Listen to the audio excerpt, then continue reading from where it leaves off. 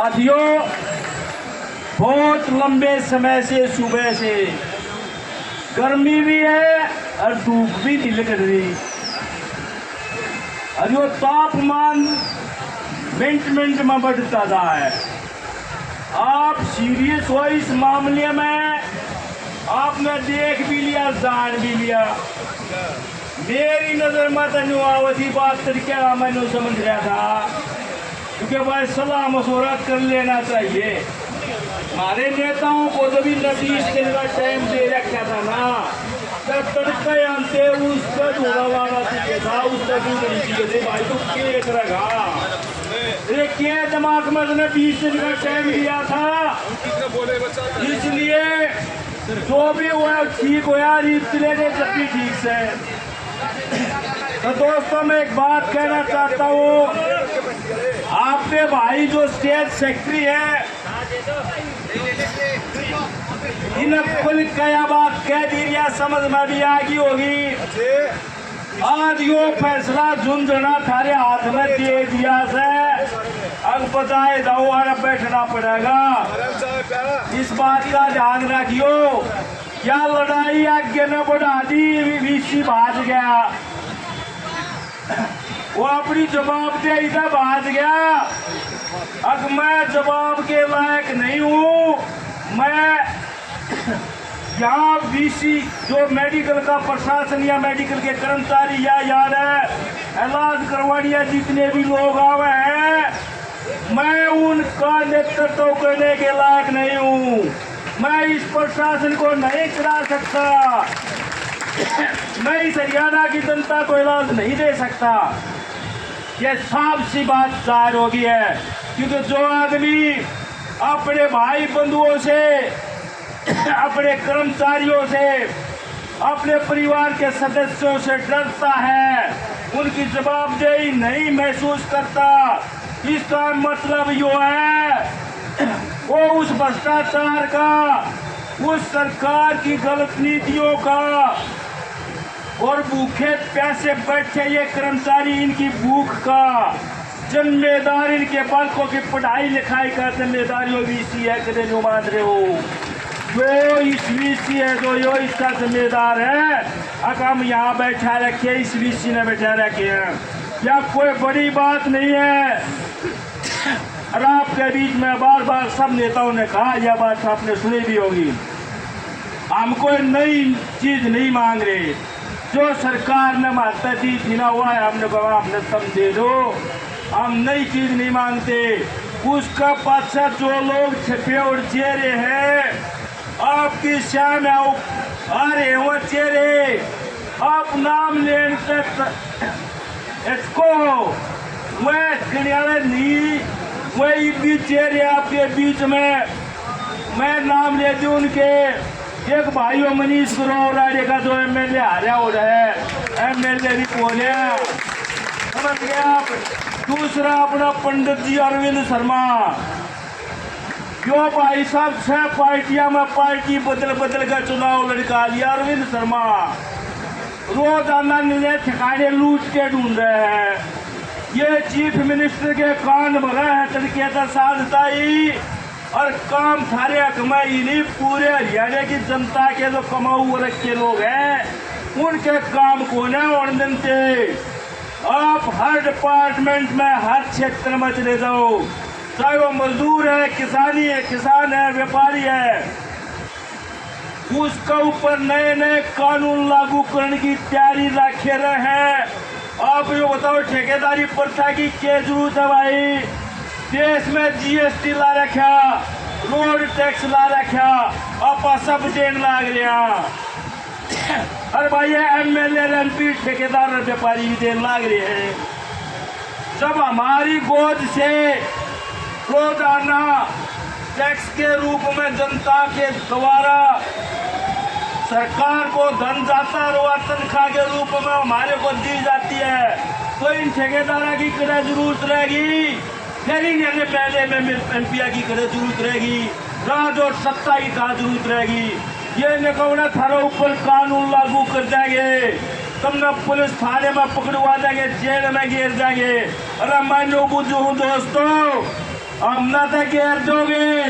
ये कसाई जन्मजात से हमारे साथ भेदभाव करे, जो भ्रष्टाचार करके हमने लूटने लाग रहे, जिस पर सारे कानून लागू होने लाग रहे, हम तो उन्हें उजागर करने लाग रहे। हाँ, और कति ओपन को खुले दरबार कहते हैं, जनता के बीच में कहते हैं, बेधड़क हो गए कहते हैं। और वो जो चोरी के इल्जाम हम जिन पर लगाए हैं वो साबित भी हो रहे रोजाना। आपके बीच में छोटे बड़े भाइयों ने, खाप के पंचायत के बड़े बड़े पदाधिकारियों ने ये बात साफ कह दी।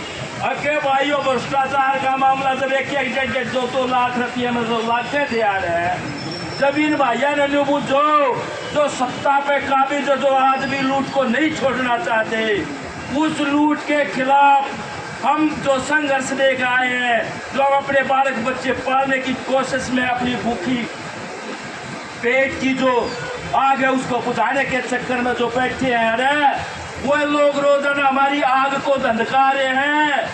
वो धनकती आग का जो फायदा ये पूंजीपति और ठेकेदार और सत्ता के अंदर बैठे दलाल जो रोजाना हमारे को चूस रहे हैं ना, हमारे खून को पी रहे हैं, उसकी कीमत नकदे अदा करनी पड़ेगी। और मैं पिछली बार आपके बीच में बोला था, जब मैं अंधविश्वास पे बोला था, आप कहोगे कि हजारों लाखों 6.5 और 7 करोड़ कावड़िया दोबारा है गोमुख कावड़ लेता ही। अपने बीच में एक साथी कह रहा था, उन पर फूल तब बारिश होना रही, हवाई जहाज से फूलों की बारिश होने लग रही है। 4 लोग भूखे पैसे बैठे, उनके नागे सीवर खोल रखे हैं, उनको घेवर पेठे की मिठाई, केले, सेब, महंगी महंगी जो फ्रूट है वो खिलाए जा रहे हैं। अरे यहाँ अपनी बहन बेटियां और ये भाई भूखे पेट बैठे 50 दिन से, इनकी कोई बड़ी मांग नहीं है। ये काम के बदले में जो काम करते हैं उसके बदले में जो सरकार ने जो कानून बनाया, इनका जो व्यवस्था दी है ना निगम बनाने की, उसके थ्रू अपने ने कहा उन्हें शामिल कर लो। और वह भी निको है या कोई रेगुलर साधन नहीं है, इसके भी ठेकेदार हैं। इसलिए इसी व्यवस्था हम देखा करते जब हम छोटे छोटे थे, जब ये चौटाला के राज था, पहले देखा था एक चीफ मिनिस्टर जब नया चुनाव लड़ रहा करता, जिसकी 240 हाजिरी पूरी हो जाया करती ना, उन्होंने कहा करते भाई जिसकी 240 हाजिरी पूरी होगी, 8 महीने 30 लोगों के काम करते, वो सारे पक्के कर दिए जाएंगे कर्मचारी। उसके बाद भाई के आग लगी इस देश में, इस हरियाणा में, इन अफसरों को, इन राजनेताओं को। ये बात है भाई, बोलना नहीं के कोई दिक्कत हो तो बंद कर दूंगा। उसके बाद पता नहीं इन राजनेताओं को क्या आग लगी, इन्होंने पूंजीपतियों ने, व्यापारियों ने, षड्यंत्रकारियों ने हमारे खिलाफ ऐसा षड्यंत्र रचा कि कभी डंक लियाए, कभी विश्व व्यापार संगठन की नई नई पॉलिसियां ले गए आगे, और हमारे को हमारे घरों से, सरकारी संस्थानों से, सरकारी कामों से बाहर करने की कोशिश करी जा रही है और कर दिए बहुत सारे। थोड़ी देर पहले आपके बीच में एक साथी बता रहा था, अब नए कर्मचारी लाने की पॉलिसी और नए कर्मचारियों को पक्का करने की पॉलिसी कैसे होगी। सरकार ने इसी बजट में 26,000 कर्मचारियों का काटा मार दिया। सीईटी चाहे क्या का टेस्ट दवा लो, रोज रुपये फार्म भरने बना लो, बालका ने पढ़ा लो, आप देखोगे कि सरकारी स्कूल बंद करे जाए लागने हैं, प्राइवेट स्कूलों की महंगी और लाखों रुपए की फीस देकर आप अपने बच्चों को अपने आप की पढ़ाई करके आगे न बढ़ने की जो कोशिश करने लग रहे हैं, उसके ऊपर पानी फेरा जा रहा है। आप प्राइवेट और दूसरे क्षेत्र में चला बताओगे।